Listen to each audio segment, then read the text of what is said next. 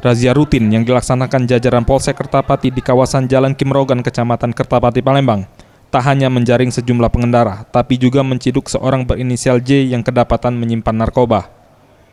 Kapolsek Kertapati AKP Deli Haris mengatakan, penangkapan berawal berdasarkan laporan masyarakat bahwa akan terjadi transaksi narkoba. Berbekal informasi tersebut, pihaknya langsung menggelar razia di kawasan Jalan Kimrogan. Saat pihaknya melakukan giat razia, petugas melihat gerak-gerik mencurigakan terhadap salah satu pengendara motor. Kemudian pihaknya pun mendekati dan langsung menggeledah tersangka, yang diketahui merupakan seorang sopir ini. Ketika digeledah, petugas menemukan kotak rokok.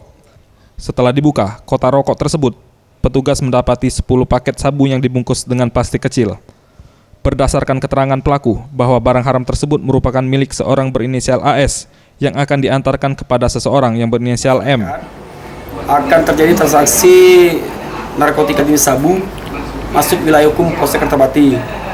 Untuk itu, Kanit Reskrim beserta jajaran bersama Kanit Patroli melaksanakan 21 atau razia, tepatnya di Jalan Kimrogan dekat rumah makan Tua Palapa.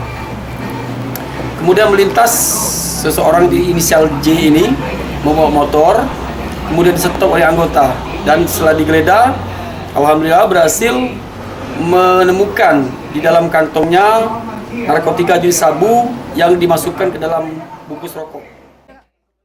Hasil dari pekerjaan mengantarkan narkoba tersebut, ia diberi imbalan 100 sampai 200 ribu rupiah setiap kali transaksi.